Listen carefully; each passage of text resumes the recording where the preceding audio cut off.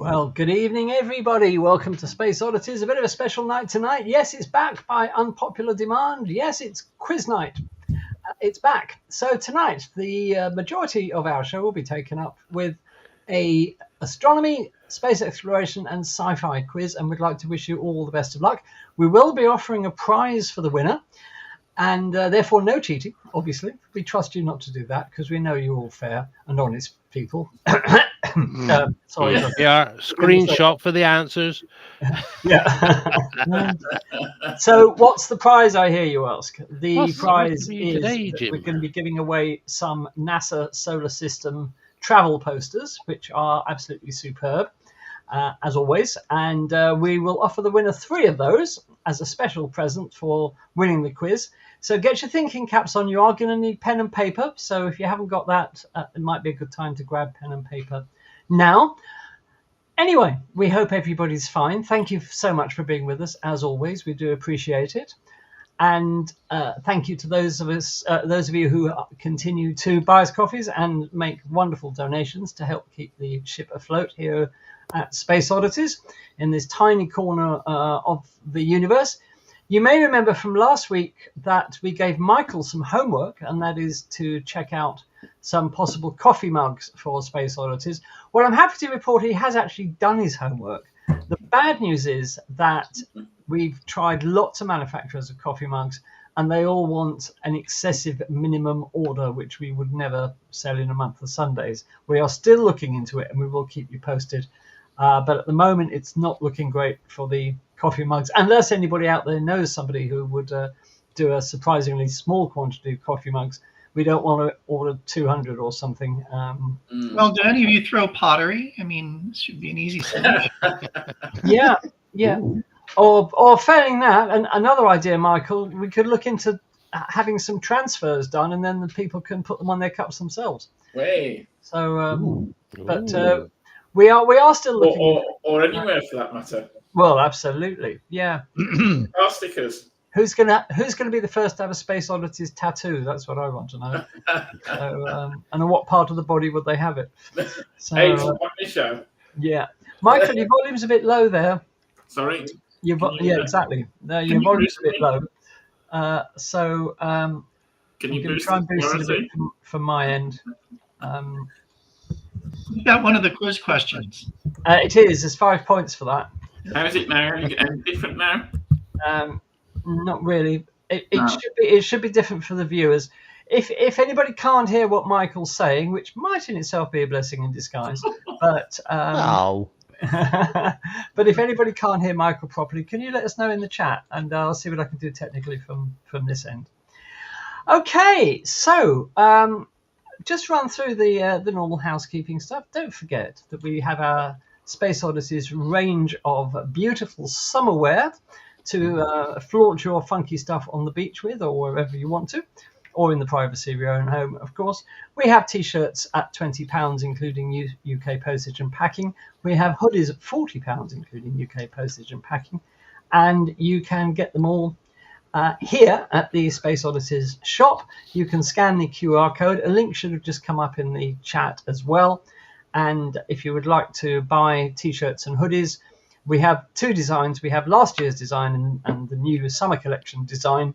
And there you are. If you're outside the UK, please add £10 to the total value of your order to cover shipping.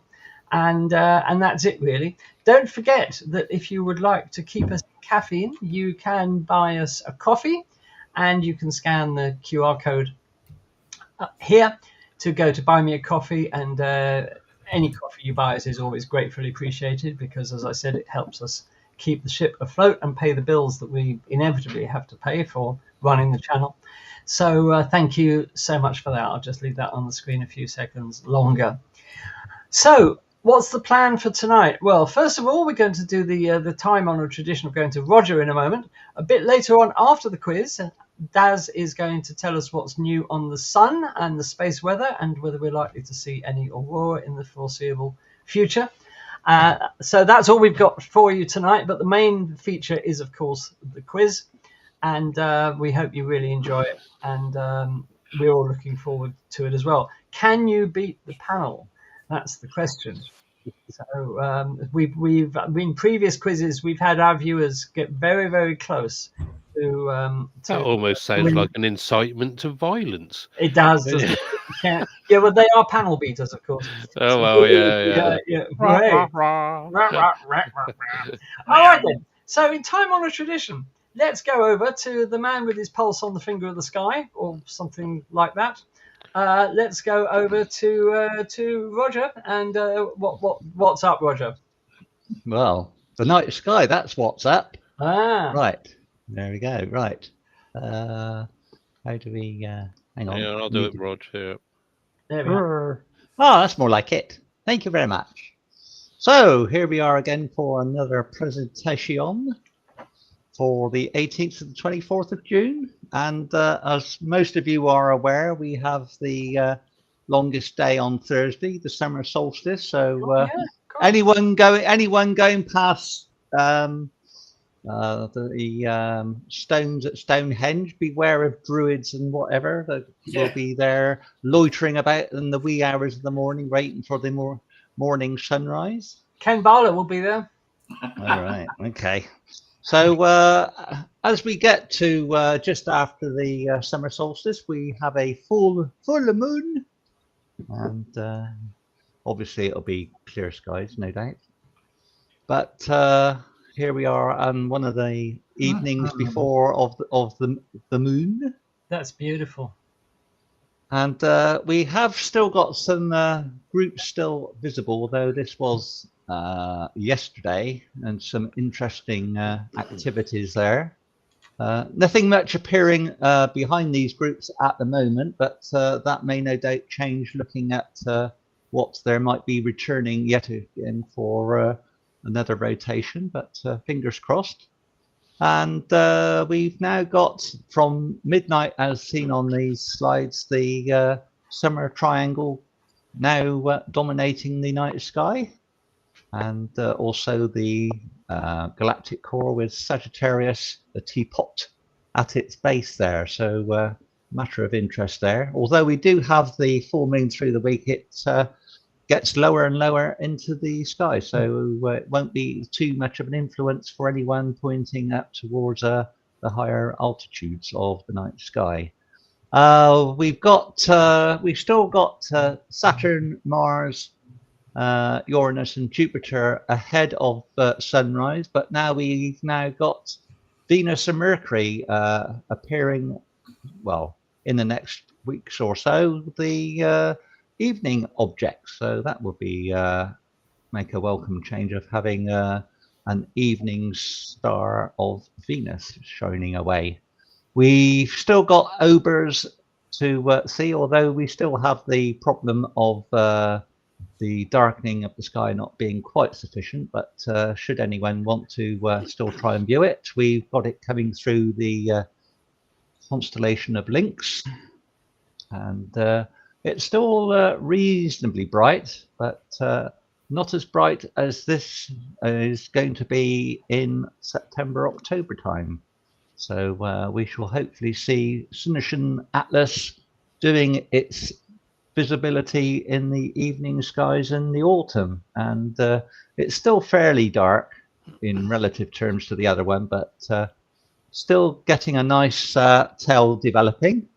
We do have a new image of the Crab Nebula from the James Webb. Yikes. Now, this is done in some interesting color schemes. One is called a synchrotron, which I thought was an electronic synthesizer from the 70s, and also some sulfur and dust, which was from a couple of the color filters that the James Webb uses to do color imaging. This is broken down into the dust image, which does show quite a lot of, looks a bit like integrated flux nebula to look at in that part of the separation. A little bit more from the sulfur and the synchrotron. Oh, well, yes. Wow. Yes. How's that happen? I don't know how they've managed to image it like this, but it looks quite interesting. Yeah, it looks quite almond shaped in the middle there. Hmm. That's very don't know. interesting. It looks like shockwaves or something. Very strange shape there. Hmm. Very Star Trek, isn't it? Yes, very. But so it's nice to see something new from the James Webb. We have a few entries from some of our regular members, so here we shall proceed. I'll just do one here. This is what we've had from the sun today. This is Wow. today's view of the sun. And yes, there's quite a bit of activity there. There's Is that your image, Roger? Of course. Of course. Well, in that case, it's okay. You know. Yeah. So Yeah. Right. Very nice. Yeah, I was going to try and get some animation of the prominences there, but the clouds were coming over too much to be able to get anything decent. So I just took a few snaps. So there we go. Okay, so Graham Turvey, he's taken an image of the moon with his sea star and just cropped in iPad photo software. And this is what he's got. Lovely, isn't it? Nice. And he's got the jeweled handle there. Very nice. Yeah. Caught there, just right. Sinus Beautiful. You see some ejecta on the surface. Yeah. Absolutely. Done very well there. And he's also done a closer view of Sinus Iridium, which, so there we are. So, choice landing areas, I'd say. Yeah, well, we've got part of Hadley Rill there, which was part of Apollo 15 site, just about there on the right-hand side. That's right, yeah. So that's that good. sea star's amazing, isn't it? It's very good. And we've got one from Kevin Earp. This is a crab. Yeah, there's a lot of it about. And this was multiple times over several evenings. So 4 months in total with 8.5 hours integration. Wow. How about that? That's beautiful. Lee, that's amazing. Done well there. Oh, it's Kev's. Kev, Yeah. Isn't that great? Yeah. Wow. Not to be confused with what we saw earlier. But yeah. But talking of the one we saw earlier, there's a new movie showing the evolution of the area around the crab pulsar over the last 20 years in multiple wavelengths, radio, X-ray, and a couple of others, I think. And it's truly amazing. The shock waves coming from the pulsar, just unbelievable. So there you are. That's a great image of the crab. Well done. I've got an animation to do, but we just go through the slideshow for the moment of the entries. And one from Sonia of the brightest rainbow at the weekend. Look at that. That is a bright rainbow. That is bright rainbow. Yeah. That's incredibly bright. And notice the area between the two rainbows is dark. And then the colors are inverted. Yeah. Yes. Yeah. I was almost expecting a third rainbow with the amount that there was there. Yeah. There is a reason for that darker band of light between the two rainbows. I can't remember what it is, but there is a reason for it. So, it's probably got a German name with it. Yeah, almost certainly. They normally do. Fantastic. Well done, Sonia. That's great. Right. Okay. So that's that. And I've got Kevin Earp's animation. And this is a time lapse of one of the flares that he did over a number of hours. That's brilliant, Kev. Let me play that again. Oh, yeah. Look at that. That's amazing. It flickers in and out of of clarity, obviously because of the seeing conditions, but he did very well to get what he did. Yeah, lovely. And that just gives you an idea of that must be going up tens of thousands of miles up through the atmosphere there from where he saw it. I mean, as Well well as done. as Thank well you as so much for sending that in. That's wonderful. as well as the CME, if you noticed all the reconnection going on at the base all the way through it. It's not just from where the flare came from. It's actually all the way through. And if you follow it through, and right at the end, there's look at that. Yeah, all the reconnection. Yeah, all the reconnection. Blimey. Yeah. Fantastic. Magnetic We arcade. do there send us your images, but if you do want to send us any videos like this, you know, obviously we can't handle them. So MP4 format, please. But so if you have any video, which obviously is becoming increasingly popular, then do send those in as well. Well done, those people who submitted. Yeah. Thank you all very much. And don't forget, if you would like to submit your images or videos, or both, to the gallery, mail them to us at spaceodditieslive@gmail.com. That's spaceodditieslive@gmail.com. One image or video per email, please. And if you could put the word gallery somewhere in the title of your email, the subject, it'll get picked up automatically and diverted to the right place so that we don't lose it and don't pass over it in the course of our daily business. Yeah. Okay. That's great. And thank you all very, very much indeed. Keep them coming in because we love them. So well done to all of you. Yeah, lovely. Okay, right then. So on to tonight's main feature. Before we start, Andy, I just want to point out Lee's fishing for a head start, a 10-point head start, because it's his birthday today. So happy birthday, Lee. And no, you don't get 10 points head start. Yeah, no, absolutely. Well, you know, should we disqualify him for that? Well, no, don't disqualify him. I think we'd have to look at the handicap. So we'll have to sort of like put time down a bit. So. Oh, Ian's got a name for that dark band between the two rainbows. And you were right, Daz. It's the first Bauer gap. There we are. Oh, that was Roger said that. Yeah. It has to do with the refractive index of water. Yes. Yeah. It's quite a complicated explanation, if I remember rightly. It's not as simple as it might seem. Well done, Ian. Oh, well done, Ian. Thank you all for that. Okay. So just give me 1 second. And we move on to the quiz. Now, as you know, the quiz has become a bit of a tradition here at Space Oddities, and we love doing them, and we love bringing them to you.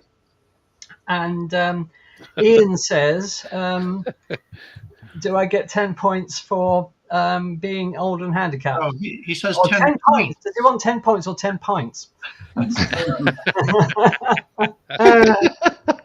Well, how can I put this in? No. So there we are. Hi, Sandro. Nice to see you in. I'm glad you could make it. And what we can do now is everybody's sitting comfortably. We're going to move over to the quiz. So just let me get myself sorted out here. Get rid of everybody's ugly mugs off the screen. And let me just...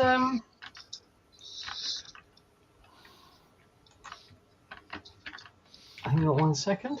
Did you say that we needed pen and paper and pencil or something? Something, yeah. Pen and paper or pencil, anything right that you can then read afterwards. Yeah. Well, I'm at a disadvantage. I'm not allowed anything sharp. And I've eaten my crayons. So it could be a Word document. You can go outside and with chalk and draw it on the sidewalk.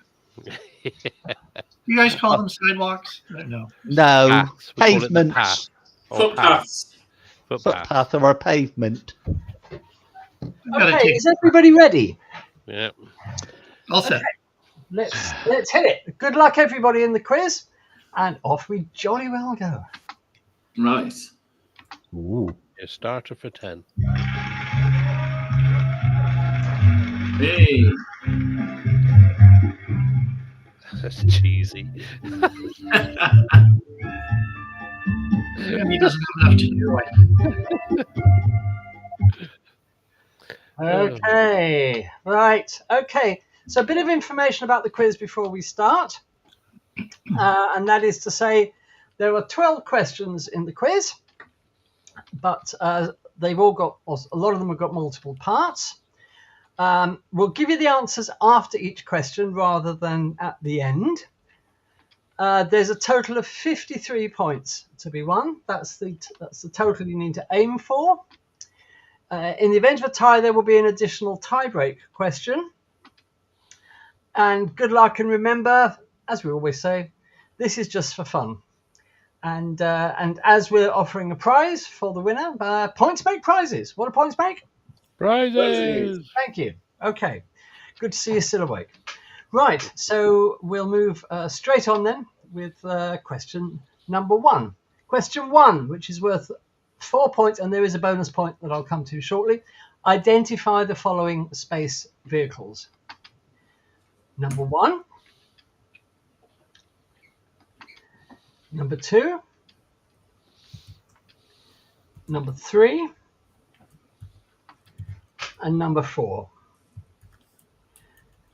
So identify the following space vehicles. I'll just leave this on the screen for a while. Panel, obviously no blurting the answers out, should you be so inclined. Yeah. Well, number 4 in the bottom left, that's the TARDIS. It is actually, yeah. Oh, no, that's the thing. What's that one? Yeah. That could be a lot, anything. But it's What not. can be anything? It's Number 4. Oh, I know number 1 now. I think I know number 1. Right. Okay, and your bonus question for this: what's wrong with picture number 2? What's wrong with picture number 2? Ah. Yeah, I know it. Okay. There is something wrong with picture number 2. Well, it was a bad artist, I think, first of all. Oh, it's not that bad. I wish I could be that good. It's not upside down, is it? Number 4 a Fab Lolly. Oh, Fab Lolly's God. I know. Do you remember the Zoom? The Zooms. Yeah. The Zooms were great. Remember, Rog, there is no upside down in space. And no one can hear you scream. Only upside down with mortgages. Okay, right. Oh, So number 3 was. I think that's if you're wondering, I'll give you a bit of a clue on number 3. If you look at it closely, I don't know whether you can see it, it might give you a very, very good clue. Okay, hold on a minute then. Yeah. Yeah, everyone's zooming into the flag now. Yeah. It's not the flag that will give you the answer. No. Okay. Ah, it's thingy. But which one? Well, it says Edith Joes if you magnify it. Okay. So, time for the answers on that one. Right, panel, what's number 1? New Horizons. So, what was it? I heard New Horizons. What else? Ulysses? Ah, Michael. Yeah? No. Oh. It is New Horizons. Well done, Lou. Number 2? Galileo? Any other answers? Galileo. 1. It is Galileo. Number 3?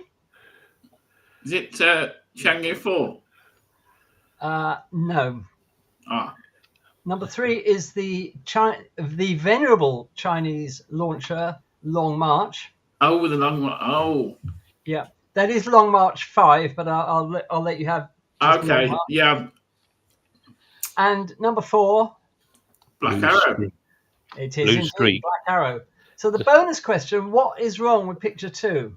The antennas, the antennas fully. Exactly. Yeah, the antenna's fully open. The high gain antenna didn't unfurl properly on Galileo, leading to a much reduced bandwidth getting data back from the probe. But it did still return quite a bit of science, though. Oh, it did. It did. I think they got all the science they wanted to. It just took a hell of a long time to get the data. Yeah, they upgraded the Deep Space Network. Yeah, that's right. That's right. Just some out of interest, Andy. Number 4, you've got Black Arrow. Isn't that in its blue streak livery? Well, it's got Black Arrow written down the side of it, so. Okay then. Yeah. So obviously. It's known as the lipstick. I know that. Because the flying lipstick. Yeah. It's got. If you can see it, look closely. It's got Black Arrow written down the side of it. So. So there we are. Okay, viewers, how did you get on with that one? So 1 point for each of those. Plus, if you got the fact that the painting of Galileo was obviously done before launch because the high gain antenna is fully extended, and in fact that didn't happen because of a problem, then you get a bonus point for identifying that picture is wrong. Are you ready, guys, to move on to number 2? Yep. Let's do it. Okay. So number 2, what is the name of the UK's most northerly spaceport? What is the name of the UK's most northerly spaceport? And you have some choices. Is it A, B, C, or D?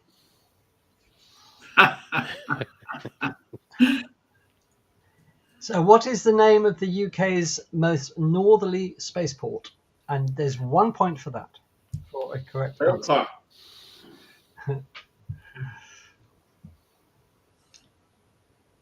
Is that a picture of it in the background? It is actually, yeah.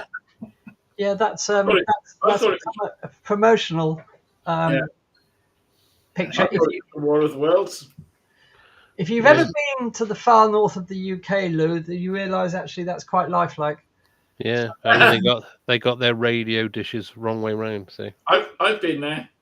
You guys need to work on your environmental conservation. Yeah,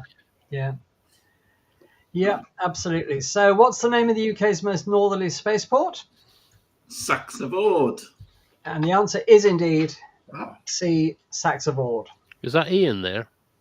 It is actually, yes. Ian, we've sort of roped Ian into to being our Saxe-Ford correspondent, as it were. Are you still willing to do that, Ian? Yeah, if he thinks he's cold now. Yeah. Yeah. Okay. So moving on to question 3. 1 point for that, by the way, if you got it right. Okay.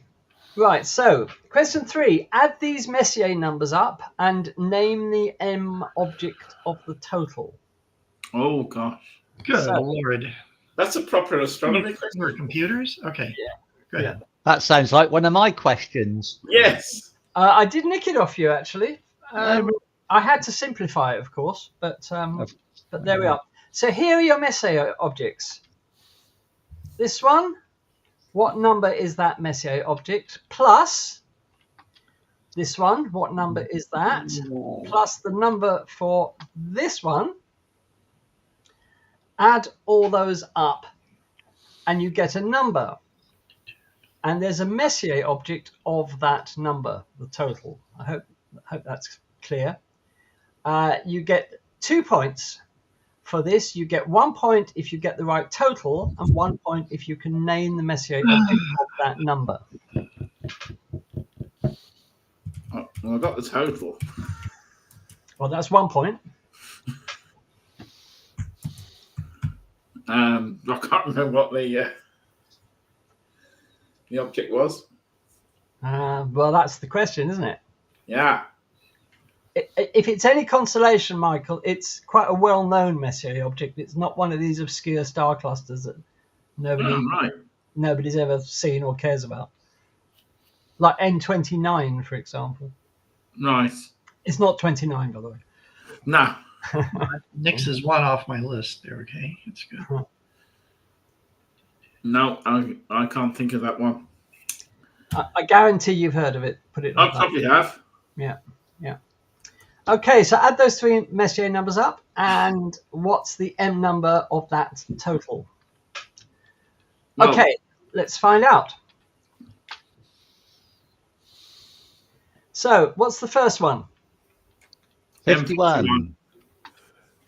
Correct. Second one. 45. 45. Last one. 1. Giving you a total of? 97. So, what is M97?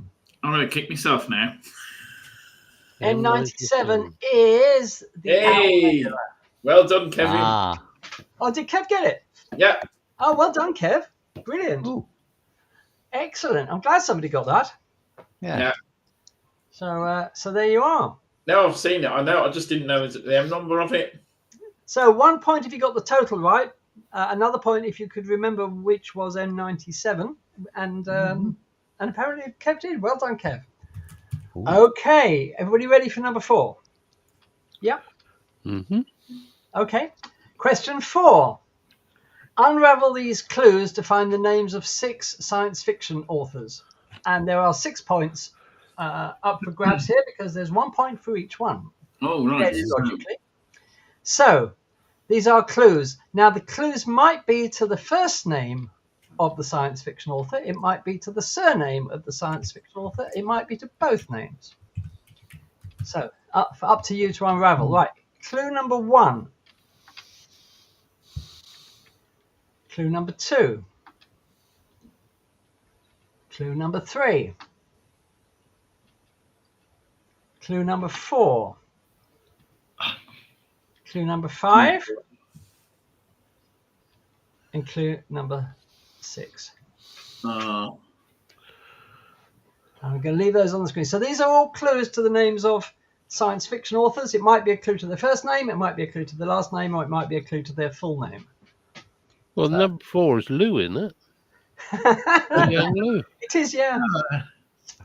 That's quite a clue there. I'm stumped on these. I think I'm going to have to pass on these. How are you doing out there, viewers? That's Mr. Smith. A little more time. Warning! Warning! No clues. Thank you, Roger. I'm not going into this one.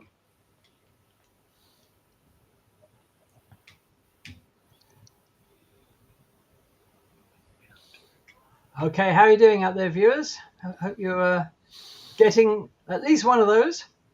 You will kick yourselves when you find out because it's that sort of a question.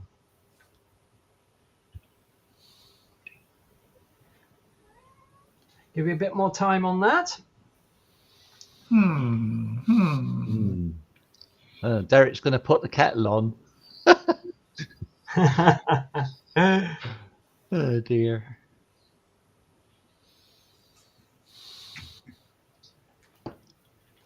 Yeah, you will kick yourself over a few of these.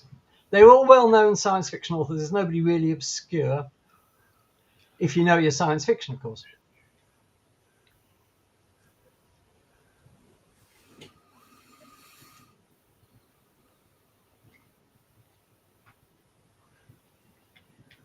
Give you another minute or so on that.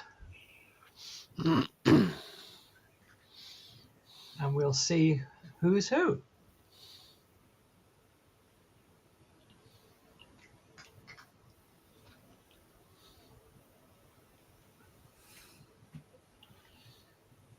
Okay. Channel, how many have you got? I got 1. 1. I got none. Also 1? I got number 2, which is, I think, Isaac Asimov. Right. Is that Isaac Hayes? It is Isaac Hayes. Oh, I see. I'm with you. Yeah. Okay, let's go through them then. Number 1, what do you see in picture 1? Jules? Vern. Oh, Joe. Oh. So easy. Ow. I just didn't have me thinking head on. Number Outside 2, the box there. as Daz blurted out, it is Isaac Hayes in the picture. Isaac Asimov. Number 3. Smith? Mr. Smith. It's not Mr. Smith. Dr. Smith. Goes to Oh, E. Doc Smith. E. Doc Smith, who wrote the famous Lensman series of science fiction books back in Never heard of the him. 40s. If you say so. Right, does anybody know who number 4 is? Well, it's Lou, so it's Louis Armstrong. Lou, No. Louette. Who No discovered idea. the wreck of the Titanic? Cameron. No, Oh, James Cameron. no, not James Cameron. Huh? He didn't discover it. The discoverer of the wreck of the Titanic was Robert Ballard. That's him in the photos. So J.G. Ballard. Oh, Nah. no. No. No. Number 5. It's my questions all over again. Number 5. Anybody get number 5? Well, you got Clouseau. Your Pink Panther. Yeah. What's the name of the chief inspector? What you should be asking yourself is who plays the chief inspector? And the answer is the actor Herbert Lom. So Frank Herbert. Oh, right. Obviously didn't have a license for his monkey. This is going down like a lead Back to balloon. science, gentlemen. You have a license, Yeah. monkey. You have a license for your monkey. This question was. That's it. I want to. That's it. I'm putting my questions on the next time. Okay, what about number 6? What do you It's see a in the weir, photo? isn't it? It's a weir. Damn. Yeah, so Oh, of course. Andy Andy Weir, Weir. who wrote The Martian. Oh, okay. Yeah. Did he? So Okay. there we are. So 6 points there. Hope you've Oh, got Gaz some has of got those Brian. words. Wait, what is the picture in number 6? It's a weir. Is that some obscure British word or? No. No. Well, it probably is to you, Lou. I think it is to me. Yeah. All right, so Oh, yeah. It's sort of like an artificial day. It's to slow the water down. Right. Has anybody commented anything in the chat? Can somebody Yeah. keep an eye on the chat? Gaz Something says about he's brain Brian. hurts. Okay. Gillian we Weir. need to get some points for Sandra. That's our mission now. Okay, question 5. Which of these is the measurement of a size of a black hole for 1 point? Oh, dear. Is it A, B, C, or D? Oh dear. I don't know. Which of those is the We all know who wrote this one. All Not me. Not me. I'm just gonna guess. Yeah, same here. one of those is used to indicate the physical size of a black hole, not Okay. the mass, It's- the physical size. It's this D, isn't it? Eeny, meeny, miny, mo. Yeah. Which of these is the measurement of the size of a black hole? 1 point. Ooh. It's the clangers. Or is it the soup dragon? Yes, bring on the soup dragon. Okay, question 6. Are you going to give us the answer? is A. These Yes. sorts Oh, child. that was a good guess. Oh, that was a good guess. I got that one. Oh, well done. Good guess. Okay, so moving on to question 6. Cool graphics, by the way, Andy. Thank you. Right. Recognise Now, don't blurt out what it is, panel, that. because the first question is, this object has had 2 names. What are they? 1 point for each. Oh, sugar. No, that wasn't. No. No. That, one lump or two. Three names. Yeah. Just 3 names, actually. Well, yeah, yeah. For the catalog. You mean proper names? Yeah, proper names, not catalogue numbers. Two names. Oh gosh, I can't remember. Okay. Question B. Which spacecraft flew by it in 2019 for 1 point? Aha. Oh dear. Now, what was that? I'm trying. Question C. Which zone of the solar system is this object in? Zone.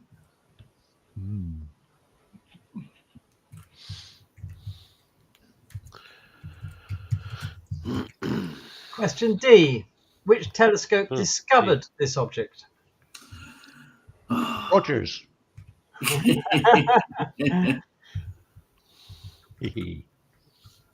D. Which telescope? Oh gosh.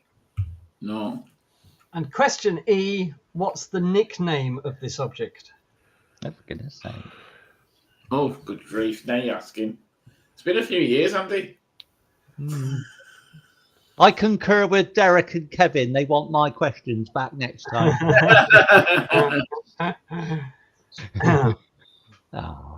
This object has had two names. What are they? For 2 points, one for each name. Which spacecraft flew by it in 2019 for 1 point? Which zone of the solar system is this object in for 1 point? Which telescope discovered this object for 1 point? And what's the nickname of this object for 1 point? I'll leave that up there for just a little longer. Yeah, I think Ian deserves to lose a point for being a smart aleck. Why? He says a black hole has no size technically. The diameter is only a maximum. Minus 1 point. Yeah. No, that's not right. Well, the Schwarzschild radius is defined as the distance from the singularity at the center to the event horizon. So it does have a size in that respect.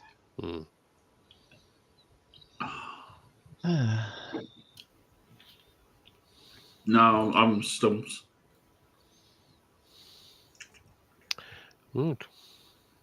Okay, let's go through the answers then.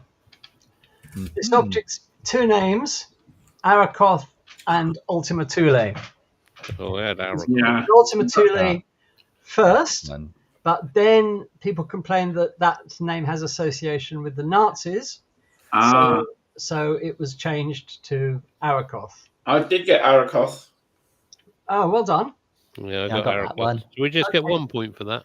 Yeah, 1 point. Oh, no, you get 1 point for two. 1 point for each. No. 1 point for each, yeah.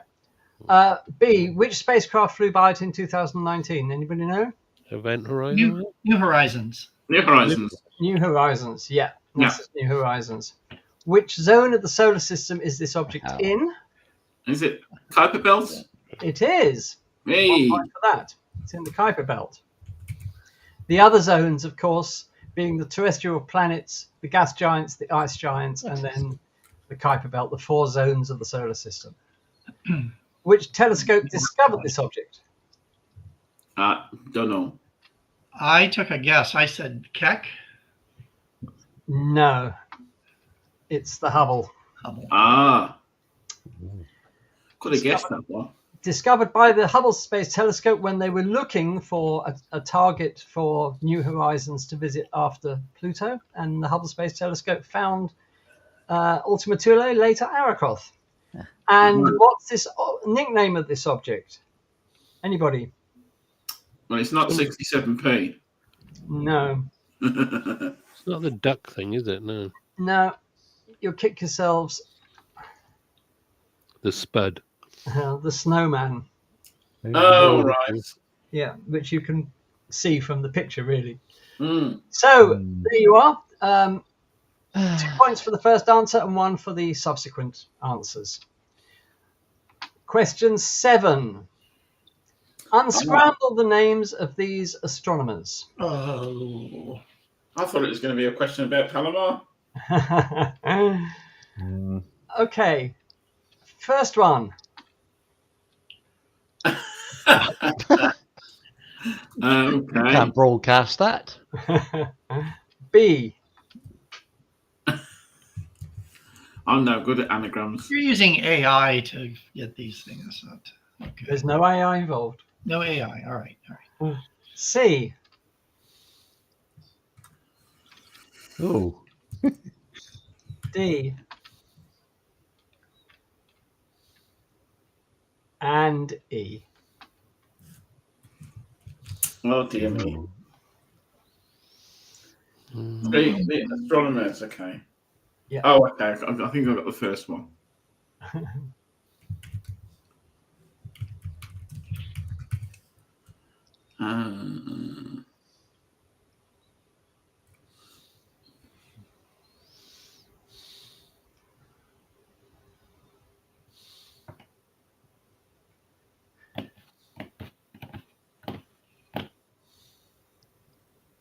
Unscramble the names of these astronomers. And they're all famous astronomers, nobody obscure. Yeah. Give you a little while longer on that. Need it? I already got one.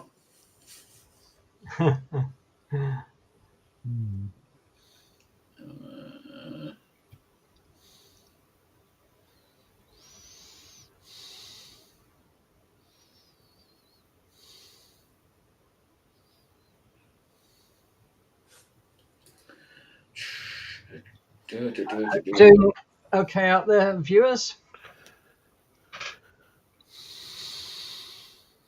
I'll take it there. All over the world. How are you doing out there, viewers? Everybody Yeah. hopefully getting them all? Yeah, well done, Kevin and Derek. I've got A as well. Derek's got A, apart from A.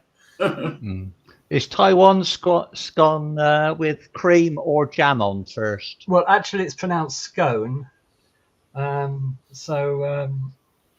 As you wish. I don't know how they do them in Taiwan. I don't know. They probably have noodles on it. Yeah. Well, I might have gotten 2, maybe. We'll see. Okay. Well, Maybe not. I think we're going to kick ourselves now. Yeah, you are. Probably. So, is everybody ready for the answers? Mm-hmm. Go on then. All right. What do you think A is? Patrick Moore. Yeah. Correct. Oh. Who else? Anybody get B? Is No. it William Herschel? It is. Well Oh, done. well done. Holy frittata. Okay. Taiwan scone. Anybody? Oh, you'll kick yourselves. Oh, of course. Oh, Oh, no. Research coin hell. Caroline Herschel. Very good, Daz. Of course it is. Whoa. And E. A supersonic council. Nicholas Copernicus? Oh, yeah. Oh, well done. Well done. Wow. He shoots his scores. Yeah. Wow. My goodness. All right, bring the next one on. I'm ready. Oh, the sky's full of stars. Yeah. Mm. It's full of stars. My God, it's full of stars. Okay, great. Well done, panel. Well done, Lou. Wild. Ooh. Head of the pack there, obviously, Lou. Okay, Maybe. moving on to question 8. Oh, there are 5 points, by the way, 1 point for each viewers, if you get that. Okay.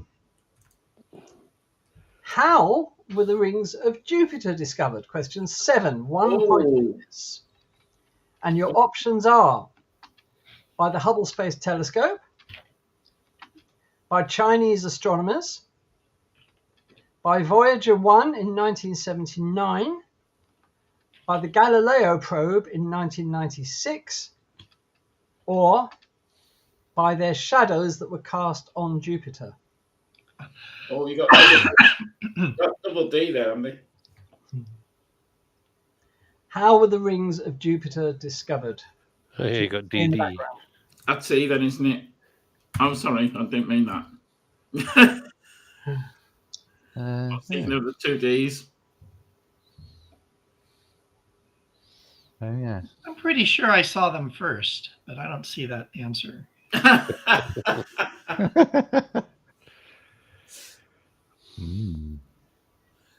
Oh, Sandra's so cross with herself. What does she say? I'm so cross with myself, she says. What about the astronomers' names? Yes. Oh dear. Sorry, Sandra. Oh. Okay. Right, panel. What do we think the answer is? Oh, well, I was going to say C. It's C. It is C. They were discovered by Voyager 1 in 1979. Yes. Ooh, no. Okay. And it's the only set of rings that have been discovered by spacecraft first. Right. Yes, that's right. Ooh. Yeah. So So Yeah, because, congratulations. Another first for Voyager 1. Fantastic. Right, moving on then. Question 8. Now you can score a colossal 18 points with this one. Oh no. I thought we'd done 8. no, this is 9, 9. isn't it? Is it? Yeah. What Yeah. is it? Okay, Oh dear. don't worry. Okay, so 6 robots. I want you to name the robots, name the film they appeared in, and the year the film came out.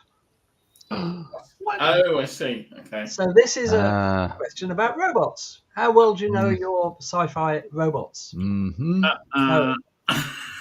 Robot number 1. Ah. Oh, okay. Oh, Okay. what- Oh, yes. I mean, Oh, now I always get this wrong, Andy, don't I? Yes, you do. I'll probably get it I just wrong. wanted to name the robots in the background. I had no idea. They are the latest generation of Chinese robots. They are actually now working in factories. Really, we're all doomed. But what was this right? What was the right name? Yeah, what was the name of the robot? That's the question. Oh, it's the robot, not the Oh, if you heck. Right, Michael, let's go over this again. Name the robot. Right. Name the film the robot was in and the year the film came out. Oh, the year the film came out. Oh, good grief. Right. Do you want me to simplify that for you? No. Oh, I have met the actual professor that was in that film in real life. Oh, right. Really? I met him. Yeah, I was in America in 1979, and we were in the Hollywood post office, and he came in to get some stamps. Oh, right. Wow. That's I recognised him immediately. Wow. Did you say hello? No. Oh, I was starstruck. yeah. Wow. Oh, I no, thought, I know who that was. That was from. I'll have to guess that the. Okay. Robot B. Robot B. Oh, I know that one. Oh no, what's it? Yeah, I'm going to think. I'm not sure I've got his name right, but I know the film. Robot C. Wow. Yeah. I've forgotten the name of the film. What's it called? What was the film called? Robot D. Oh, heck. They're getting prettier. That's a fantastic movie. Yeah, they are getting pretty. Robot E. Oh, yes. Oh, I know that one. No, I don't know that one. And Robot F. Oh, I like that. I like that one. Yeah. Looks like you a bit, Rog. Yeah. Yeah. I think I'm going to pass on these. Twins separated at birth. Okay, so viewers, name those 6 robots. They all have names. Name the film they were in and the year of the film. Yeah. And I'll just leave that up there for a little while longer. I've only got an answer for A. I recognise B, but I could not remember the name of the film.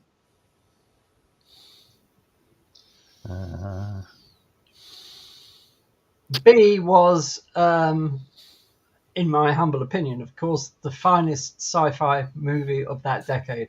Yeah, and I know the one you're talking about, I think. Yeah. I had one of those when I was a youngster. What, the exact same one? Similar model, yeah, of Yeah. that one, yeah. Yeah.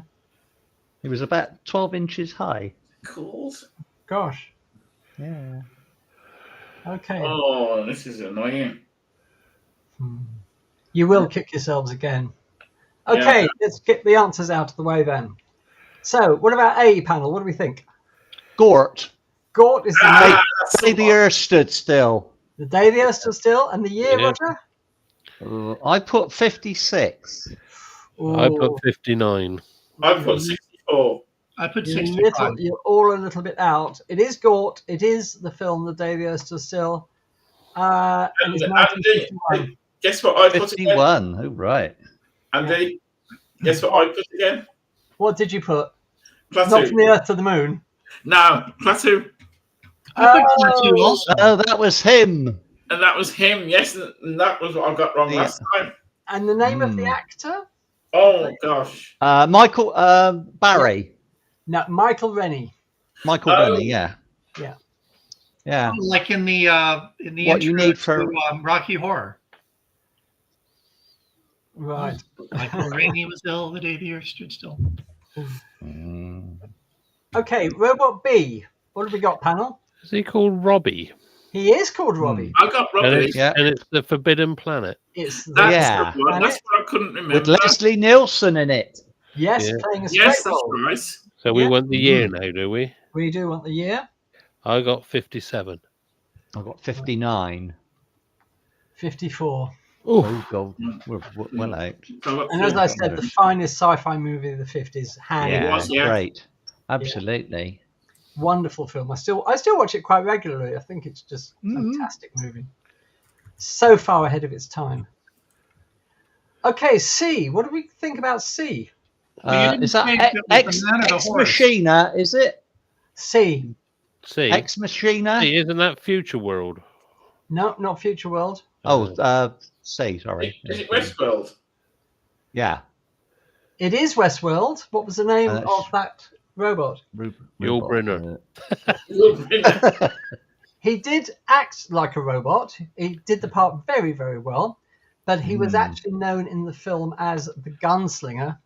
Ooh. And it was Westworld, and it was 1973 was the year. Yeah. I'll give myself another point for that one there. Okay. Ah. D, Roger, that's the one, like, Yeah. yeah. Ex Machina, was it? Yes, it was. The name of her? Oh, I can't remember. Okay, the year, Roger, do you know that? It's pretty recent, isn't it? It's more Yeah. Yeah, about 2012. Okay, so she is Ava from 2014. the film all right. Ex Machina or Ex Machina, Got the 2014. Oh, right. Never seen 2014. Okay. Yeah. Okay, what about E? Well, it's Blade That's Runner. from Blade isn't it? Runner. Yeah. Yeah. What was her name? And she was her. I'm trying to think of her name. It was No.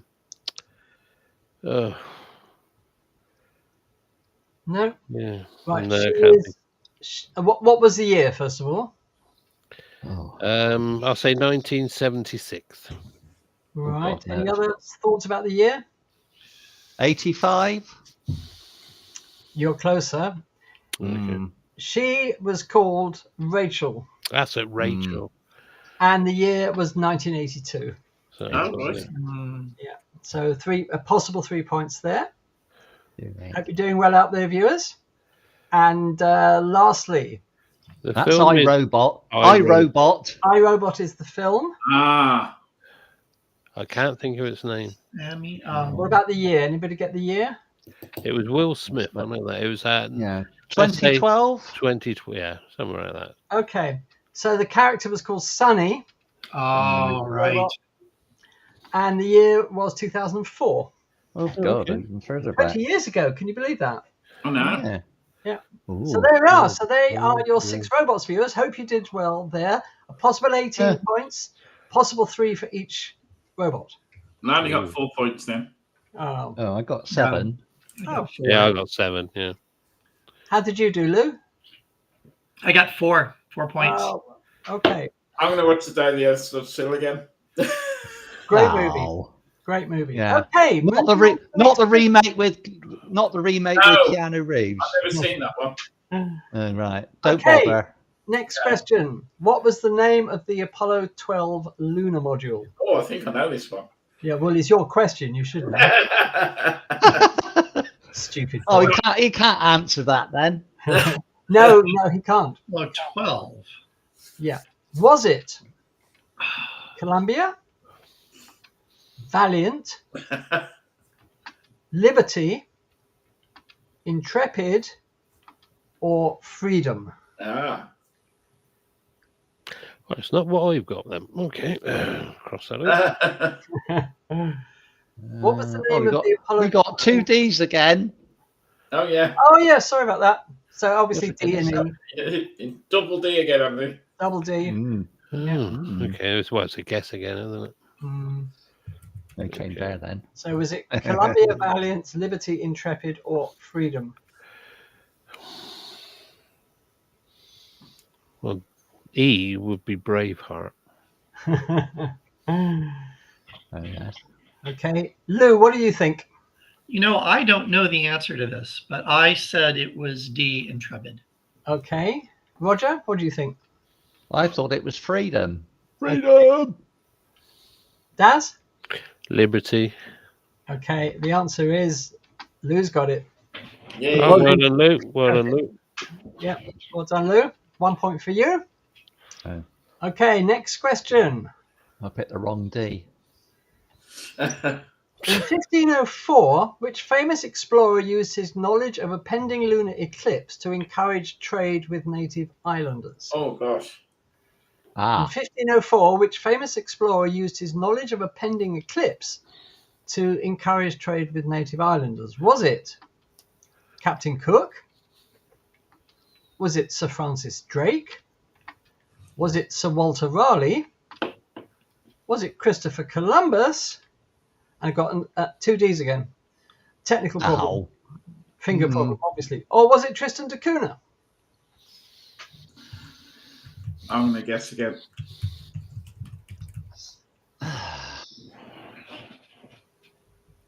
In 1504, which famous explorer used his knowledge of a pending lunar eclipse to encourage trade with native islanders? Which one of those were astronomers?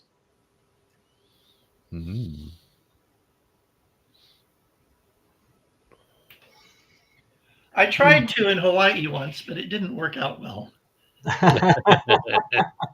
I'm sure.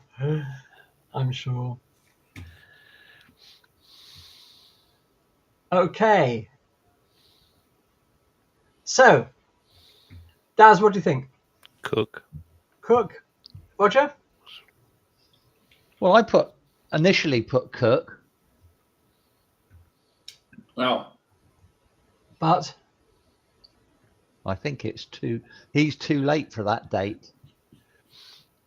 okay. Michael? I put Cook. Right. Okay. The answer is Christopher Columbus. Christopher Columbus. There you are. Yeah. There you are. Lou, can you tell us a little bit about that story? Well, the trading was going on pretty well for quite a while. They were friendly, and the crews had enough to eat. And then just the trade stopped all of a sudden. And Columbus had an almanac with him, and he realized that a lunar eclipse was pending, and he told them that his god would blot out the moon if they didn't continue trading. And at first they didn't believe him, but that changed. And they resumed trade. So that's the story. There you are. Interesting story. Okay. So 1 point for that. Moving on. How much would a 14 stone, that's 89 kilos, person weigh on Pluto? Oh, good grief. 1 point. God. How much would a 14 stone or 89 kilo person weigh on Pluto? It's a bit Your personal. options are. But it's not a planet. I didn't say it was.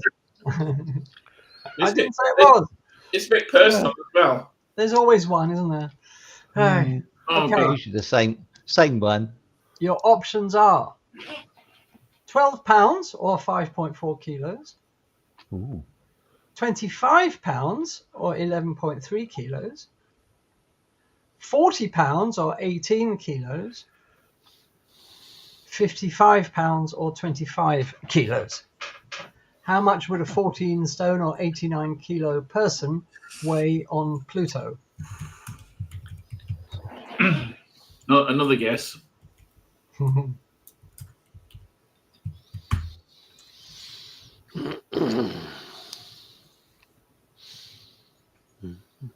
you a little while to work out an answer to that.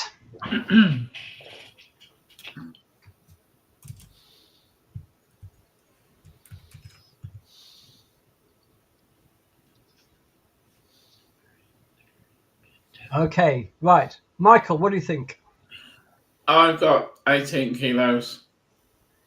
Okay, Lou?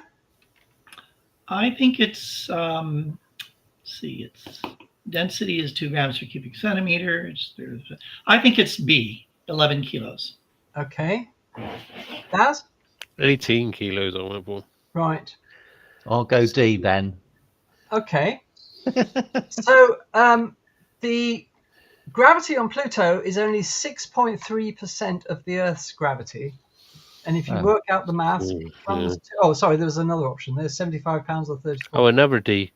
Yeah. Another D. Yeah. That's only after. Never had too many Ds. Yeah. That better not be the answer. Now you've put it up.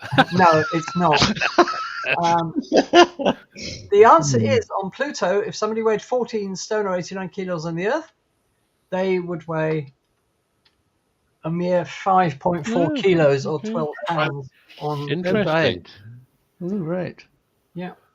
If you can imagine future... Better go there then. That'd be Well, yeah.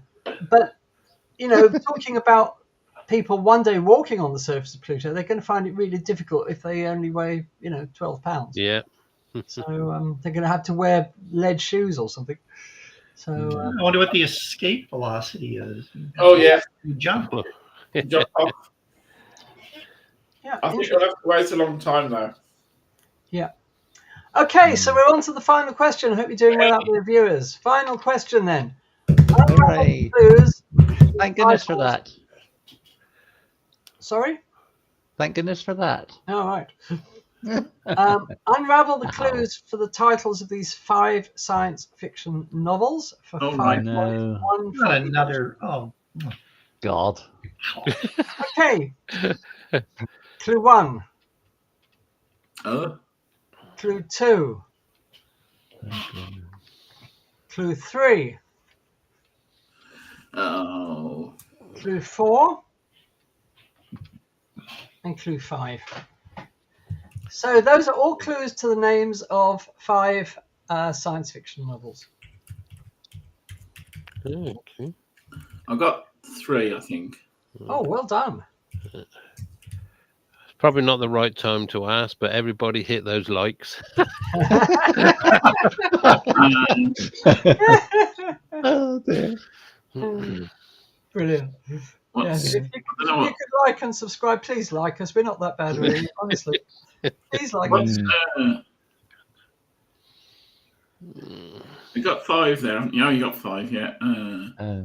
Kevin doesn't read, so he doesn't know. Oh, right. I don't read. Michael, would you like me to explain it to you? Yeah, well, everything apart from number 3. Right. I don't know what the that number 1. I've got a clue about number 1.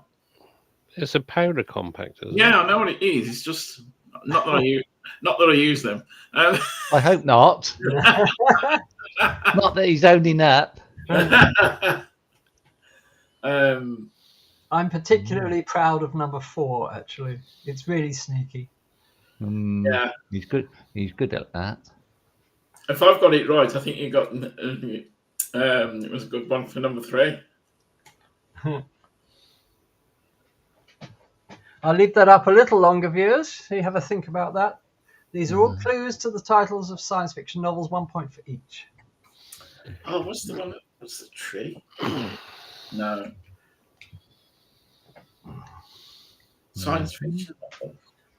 I'll give you a clue for number 5. It first appeared as a short story and later was lengthened into a novel. If that's any help. No. I'll just put something.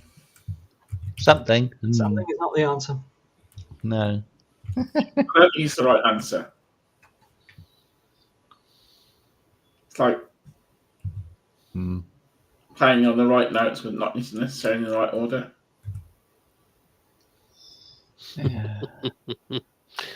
Yeah, we got some novel answers in the chat. Right,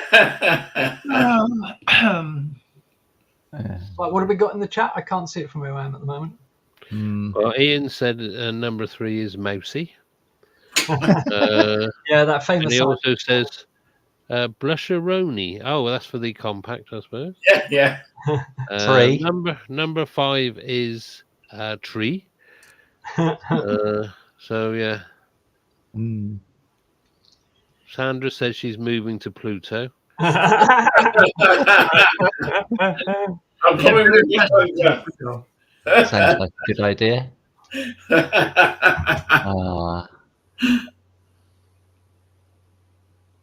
Yeah, Sandra says, I think us viewers should compile the questions for the next that. Oh, why not? Why not? I like that. Yeah, put your questions in, send them to us. And we're going to give you a bonus question, Sandra. Don't worry. We're going to give you a bonus question.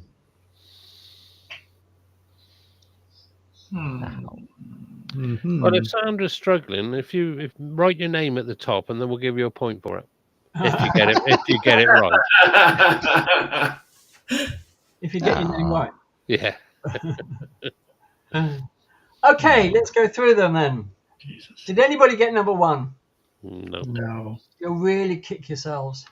Oh, I've got soreness. Oh gosh. Oh. Yeah, right. Oh, right. Okay. Here Number we go. 2. Do you know what that is in the picture in number 2? No. No.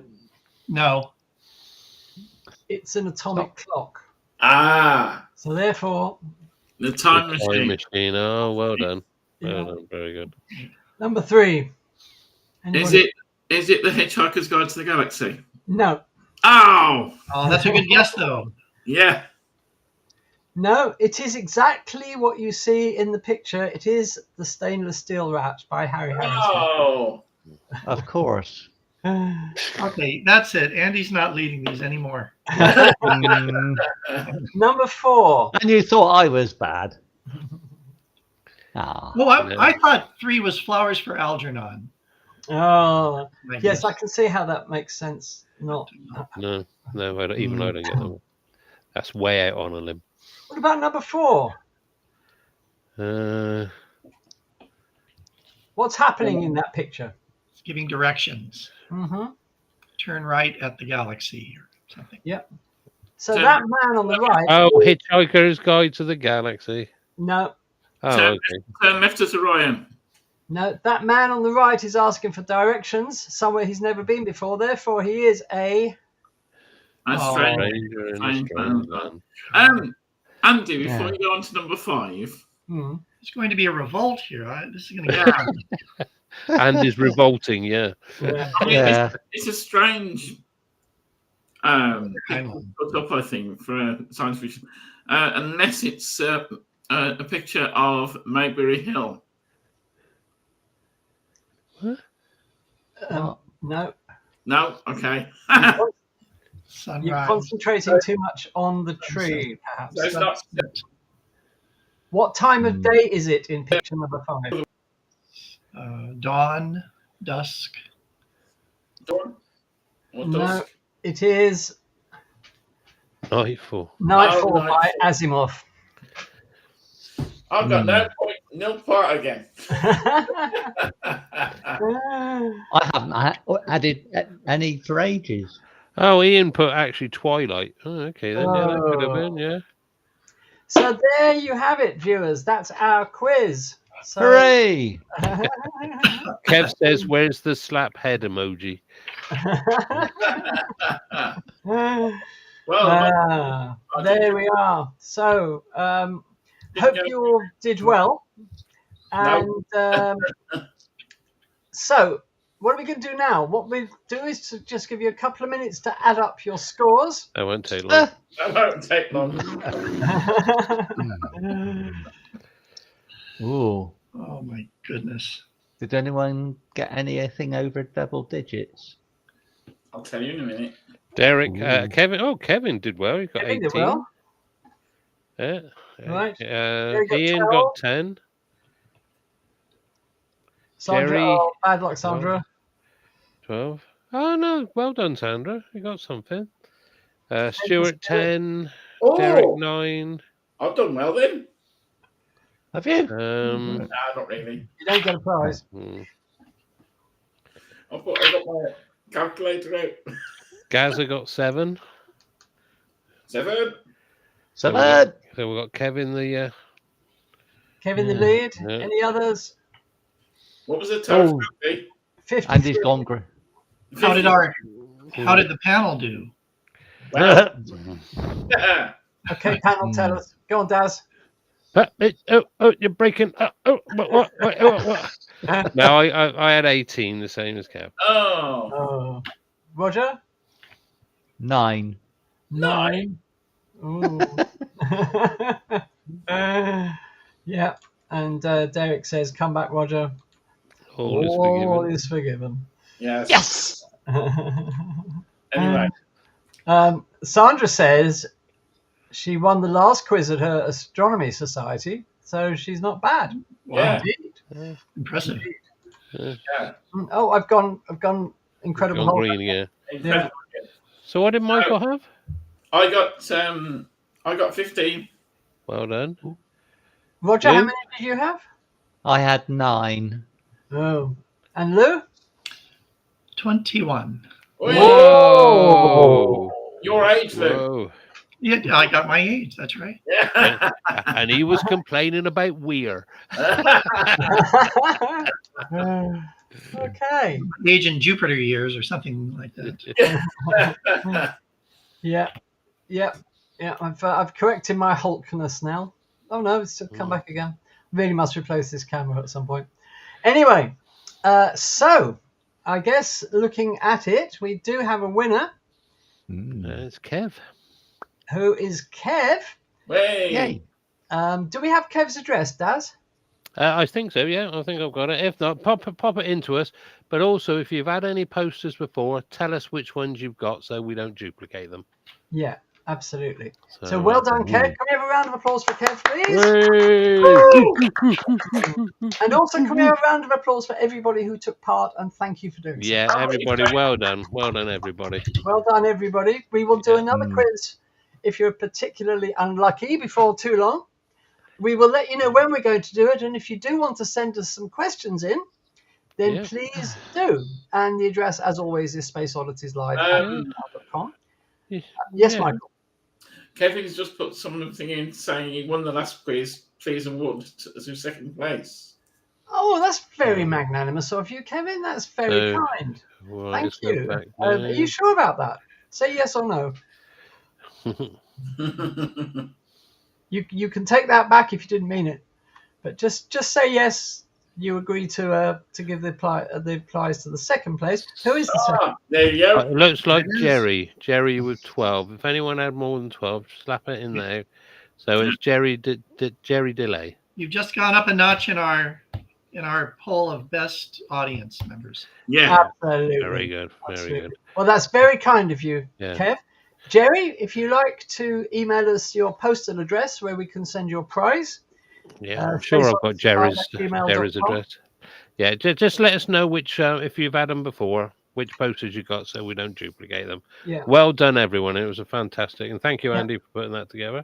That's my pleasure, of course, as always. And congratulations to Lou on the panel, who well done, Lou. Panel fairly squarely. Yeah. Don't try to send me anything; it costs too much. Yeah. We'd have to email this. Turn off the show. Yeah. We send you our love. We send you our love. Yeah. That costs nothing. And don't forget, it's not the winning; it's the taking part that is important. Yeah, rubbish. That's what I keep telling myself. There we are then. Well, so we will have another quiz before too long, and we will let you know when, so you can get some questions ready for us and everybody else. Yeah. And hope you enjoyed it. That's all I want to say. Hope you enjoyed it. I've just realised I've written all over my Sun report. That'll be interesting. That'll be interesting. Okay, so Just before we go on, a bit of breaking news. As of a couple of hours ago, the Boeing Starliner's return from the International Space Station has been delayed again by another 4 days, now targeting the 26th of June to get those astronauts back in one piece.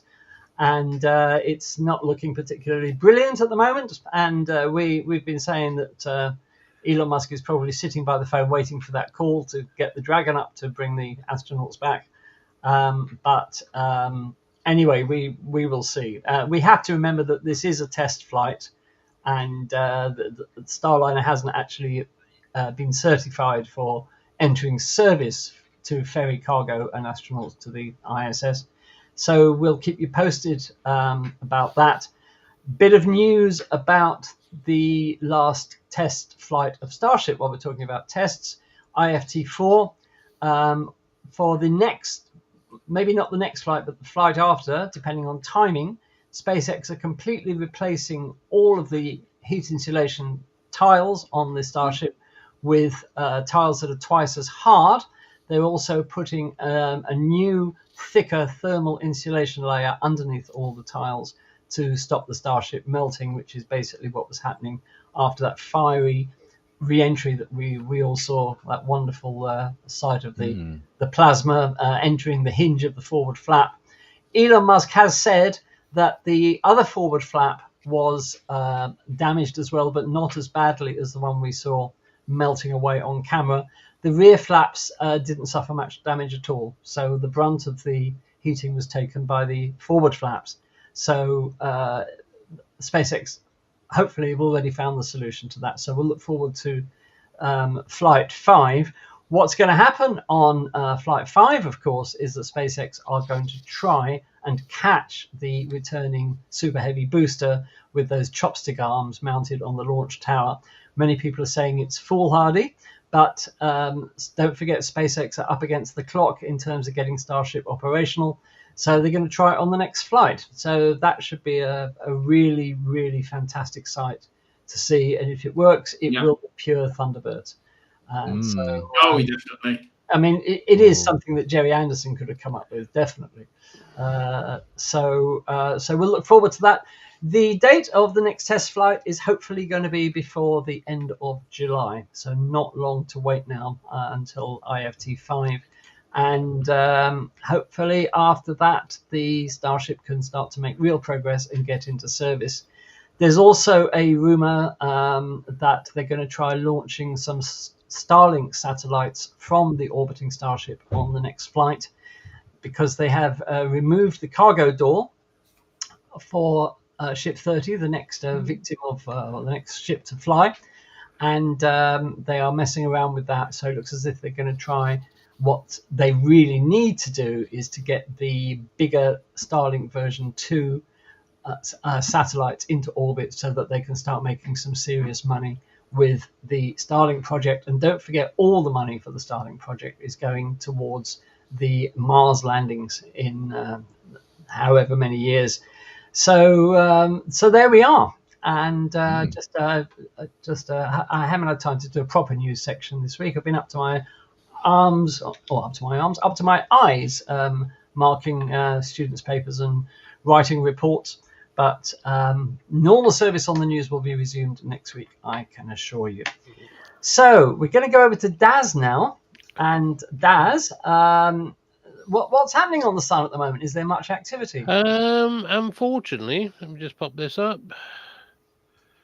Right, just get rid of that.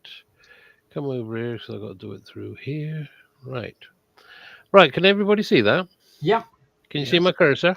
Yeah. Yes. Right, so we're talking about the space weather review from the 11th to the 18th of June.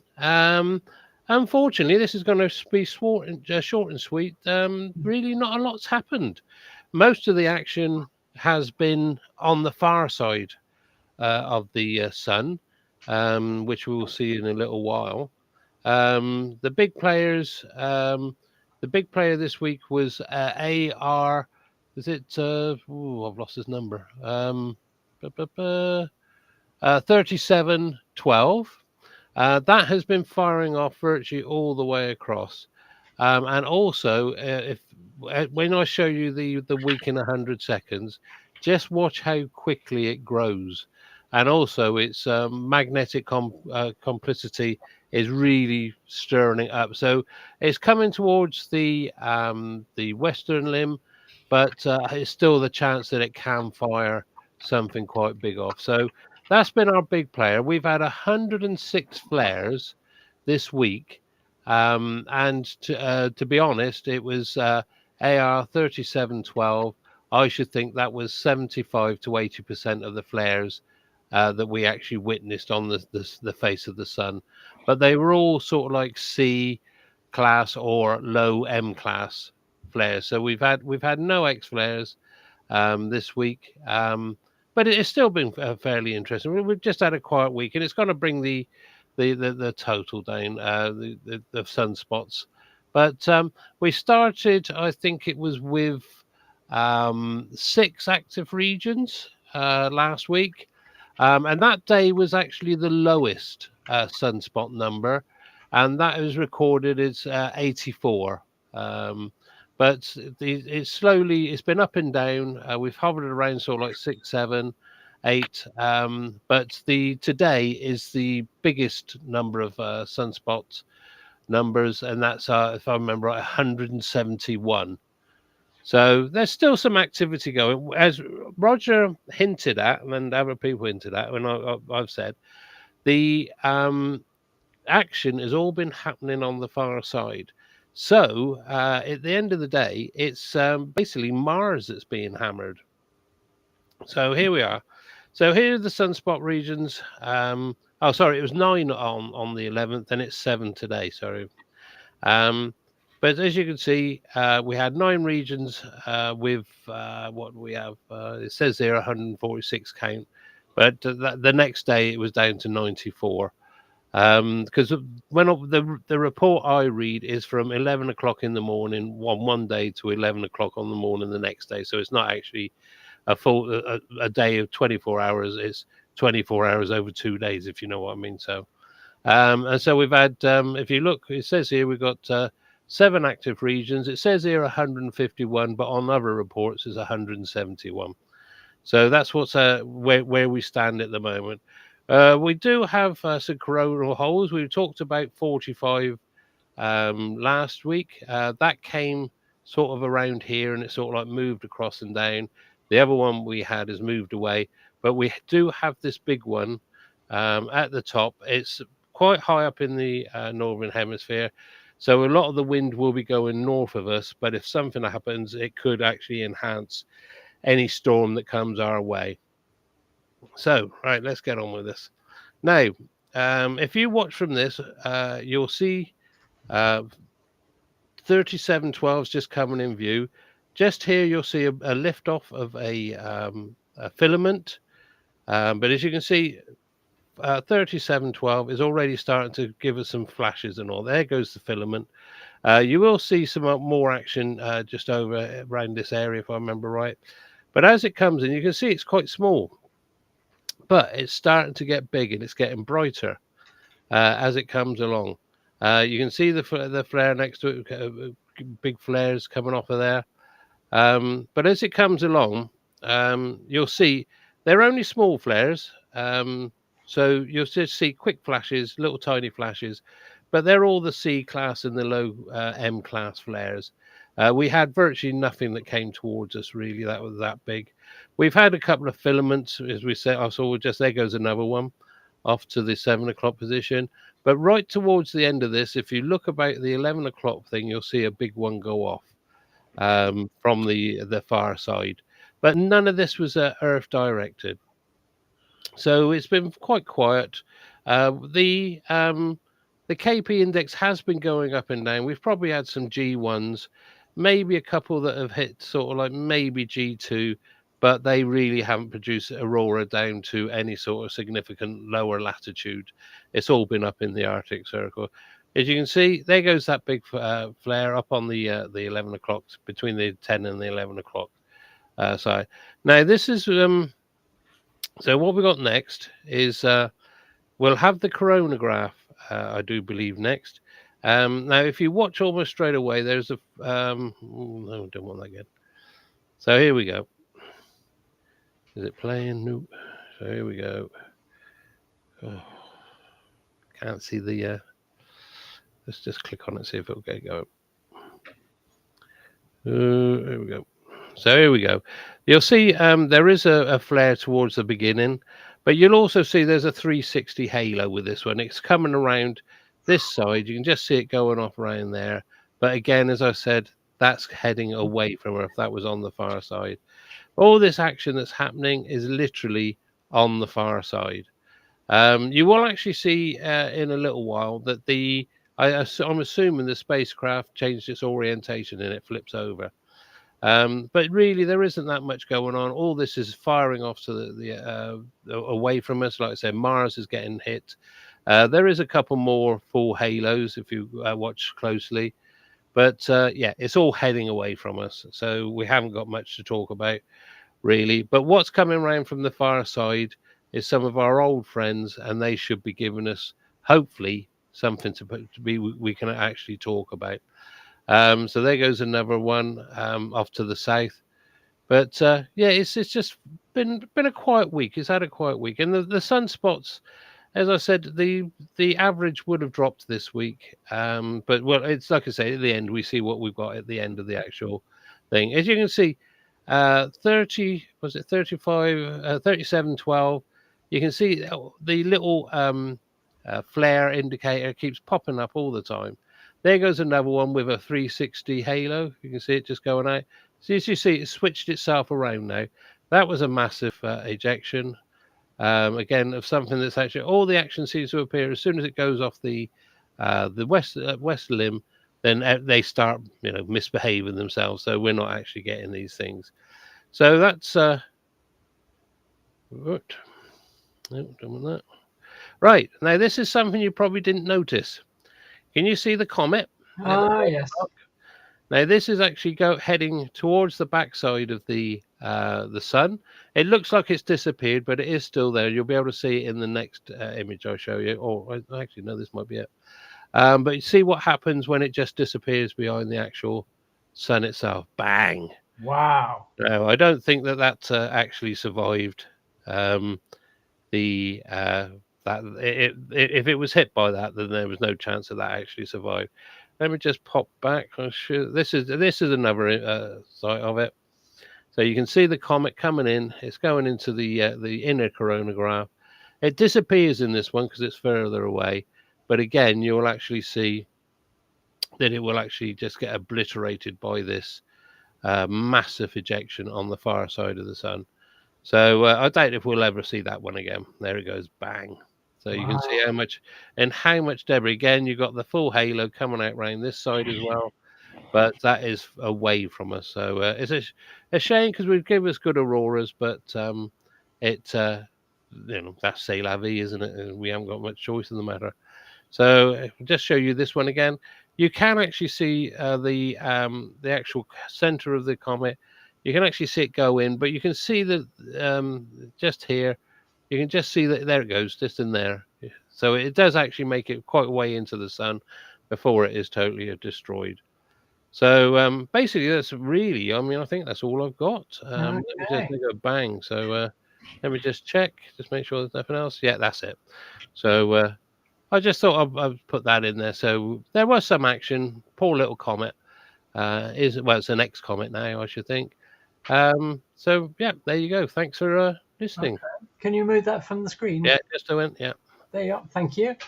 Great. All right then. So thank you, as always, Daz, for your wonderful space weather updates. Let's see what happens next week, and whether we are likely to see any aurorae.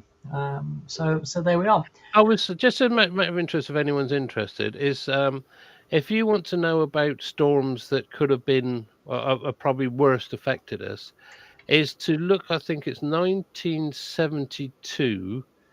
No, not 1972. They're called the Halloween events.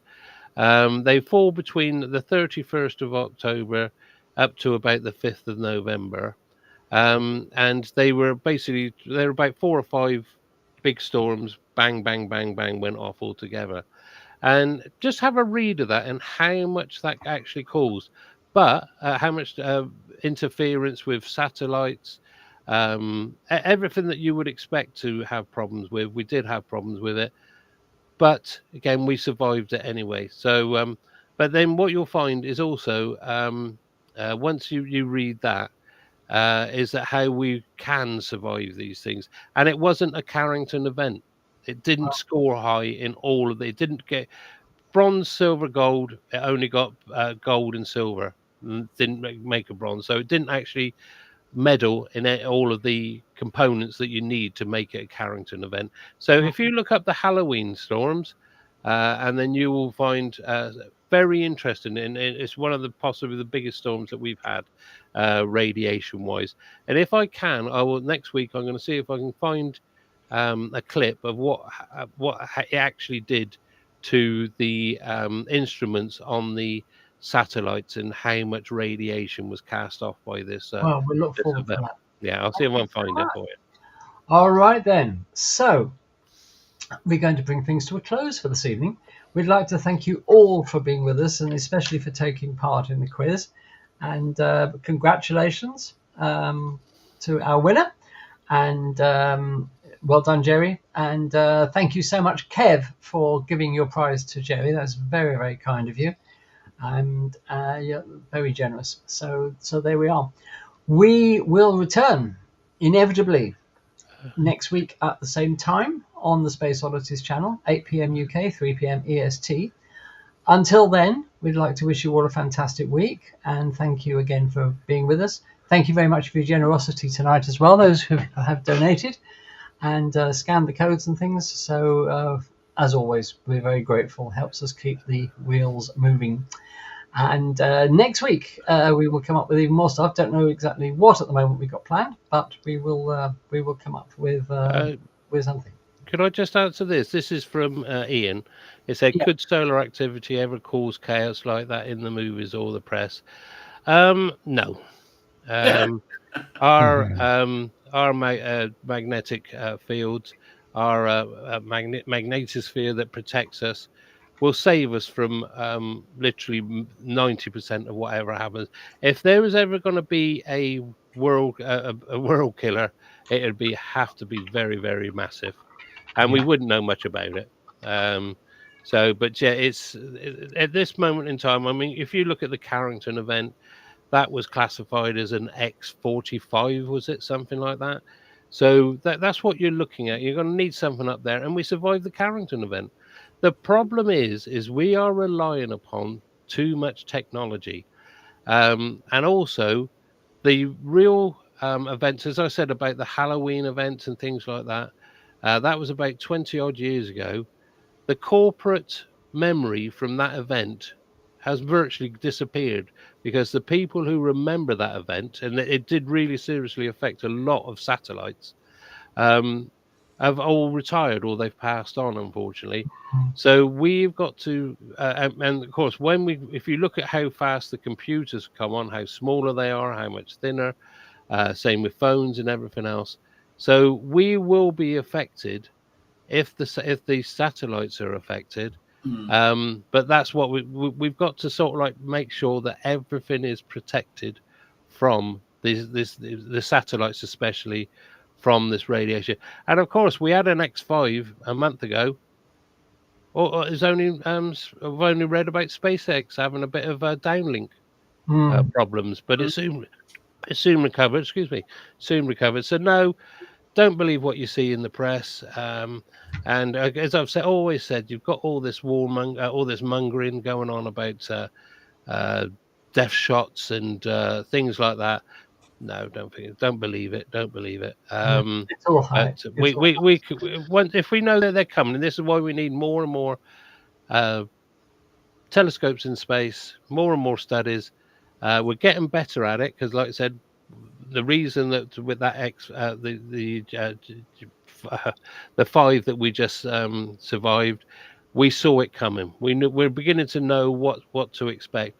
But then again, other times, some things come out of the blue. We haven't seen them. Lift off. So, but yeah, don't worry about ever the end of the world scenario. No, that's not going to happen. Sorry. Thanks for that, Andy. That's okay. Thank you, Daz. All right then. So from Daz, from Roger, from Michael, from Lou. I've returned to my customary colour, which is nice. So thank you from all of us, and we mean that. And we'll see you next week. Please be here next week. We'd love to see you here. And keep an eye on the channel and on the Facebook page where we announce what we're doing. So from all of us, have a fantastic week. Look after each other. And we'll see you next week. So thank you from Space Oddities and good evening. Good evening. Hey. Bye for now. Bye. Keep looking up. Keep looking up.